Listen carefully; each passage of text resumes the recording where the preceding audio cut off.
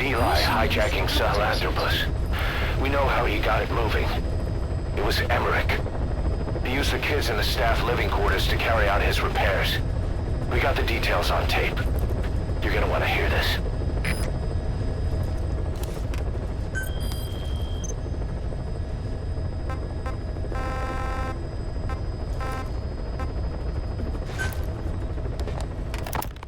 Skullface, real name unknown.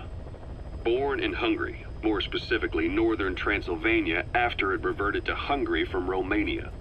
While he was young, the country allied with Germany as part of the Axis powers, but later during the war, it came under Soviet occupation. The Hungarians struggled for independence, but the Soviets came down. Hard. Just like he said, time and again the country was ruled by a foreign tongue. When he was a young boy, he lost his native language, the bedrock for any developing child. His country, his family, his face, his identity, everything was stolen from him. All he had left was his skull. Skullface first tried his hand at espionage during all the chaos from the war. Agents, military officials, and soldiers who operated out of Hungary during the war vanished over the course of several months. This Soviet spy hunt rocked the counter-intel world. Mysterious fatal illnesses, accidental deaths, drownings, people having strokes behind closed doors. Just like Stalin, no one knew who was behind it. But all you need to do was look for who had the motive. They were all taken out by a man without a face. And now we've got an idea of how he did it too. He'd gotten revenge for his people, but he wasn't finished. Skullface defected to the West, eventually ended up with the SAS. That's where he met Zero.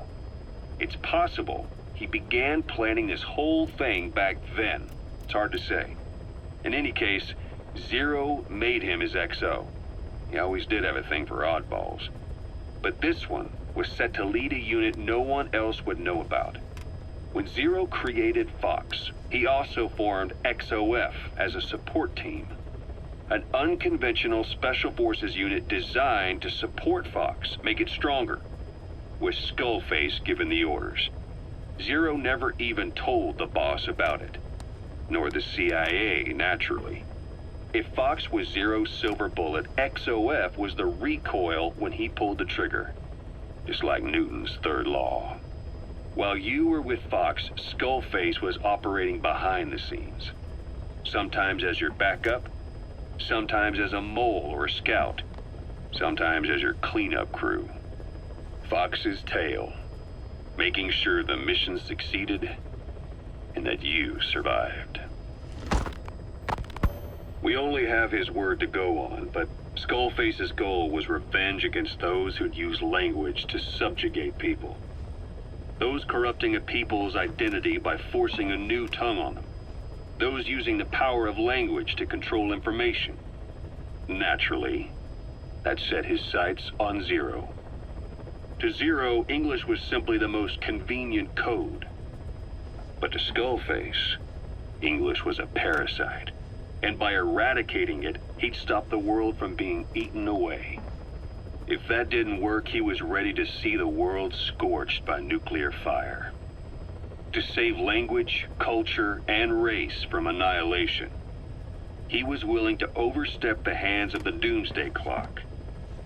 That is, of course, if you believe anything he had to say.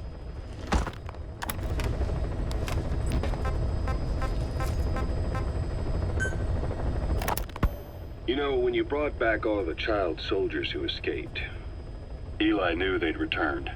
Needless to say, nobody said a word to him. I guess they got a message to him somehow. Eli wasn't put in a corner in timeout. He was locked up in that room, completely cut off from the outside world. Then how'd he find out? It's only one possibility I can think of. The Soviet Union has been researching military applications for psi phenomena. Psi? Things like psychokinesis and ESP.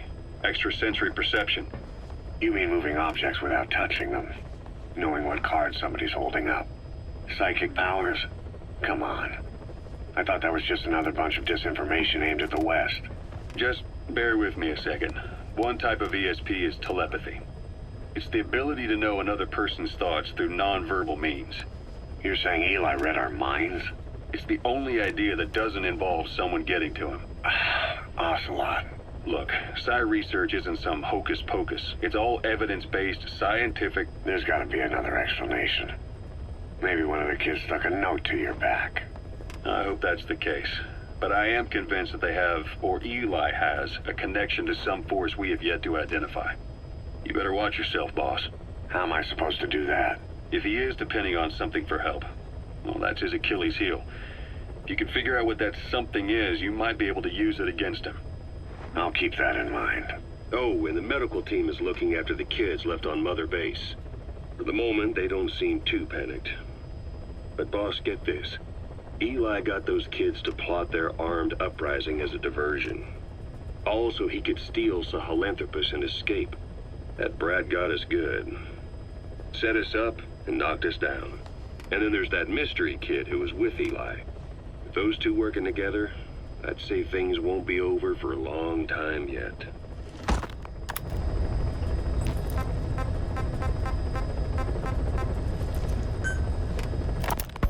Rise and shine, old-timer. It is complete.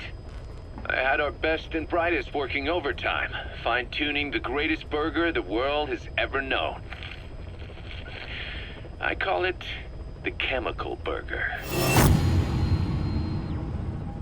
What on earth is that color? Now, don't judge a burger by its color. Go on, try it. I am not very hungry. What? Oh, I get it. Now, sure, it's loaded with additives, but each one's been approved by the WHO for human consumption. Come on, one little bite's not gonna kill you.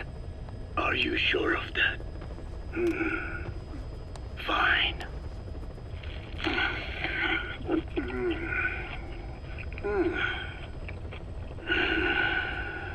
Well, what do you think? It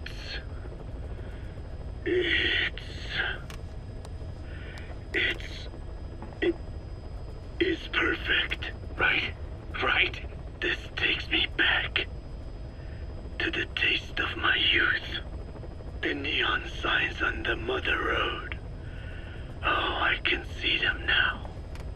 So, what do you think of our signs now? And it doesn't just taste great. You won't believe how cheap it is to make. And because it's pumped up with preservatives, it won't spoil easily in regions lacking refrigerated storage or transportation infrastructure. This bad boy could even solve Africa's hunger problem. Excuse me? People will no longer fight over food or find reason to hate one another. Mankind will come together, reunited between these fluffy buns. Forget Pax Americana. Say hello to Pax Hamburgana. Pax Hamburgana. Skullface thought that destruction was the way to free the peoples of the world from American imperialism. But this is different. Tackling something head-on just makes for more conflict. Only by uniting the world can its various inhabitants truly become free. Having lived as an American parasite as long as I have, I know what I'm talking about. The chemical burger is poised to be the greatest liberating force the world has ever known. An ethnic liberator. Burger. Now all I need is a better brand image, starting with a name. I gotta run, old-timer. I'll catch you later.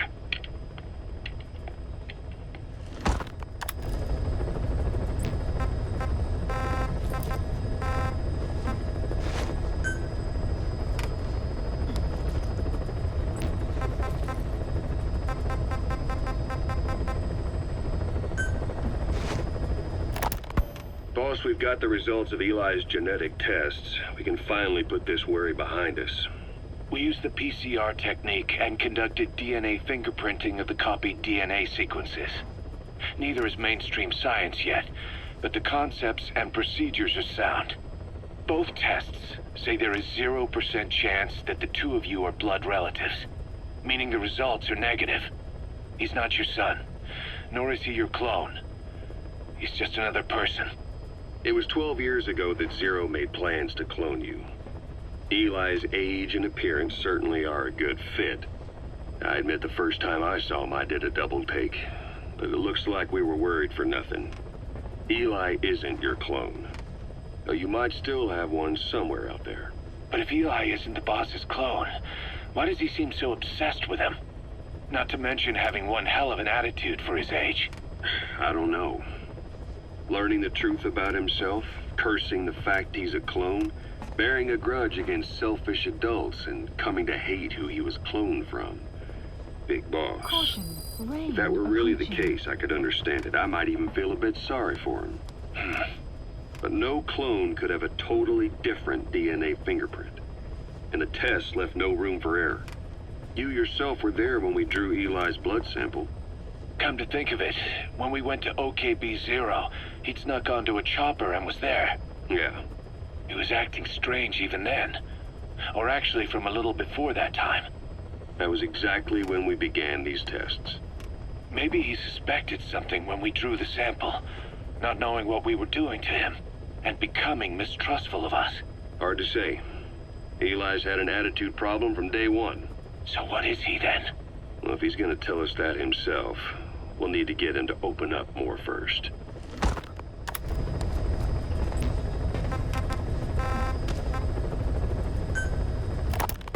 What was your goal in having the children repair Sahelanthropus? I just answered their questions. I had no idea they would actually try to fix it. I mean, can you imagine a child piloting it? Oh, sure, easily. It wouldn't work. I bet it's just like riding a bike. I said it didn't work. Who did you try? I didn't. Did you put your son in it? We never did that. His name was, Hal, wasn't it? I thought you said you never saw his face. But you made him pilot Sahelanthropus. You used him in your experiments. He wanted to get in. It was such a short time we had. So he was with you. We were happy. You're still happy now. Changing your lies to suit the listener and getting by slipping through the cracks. Building layer upon layer of convenient stories until nothing means anything to you anymore. You're happy all the time because you don't even notice you're doing it. Think hard. Who are you really? You're not a victim, and you're not the silent majority.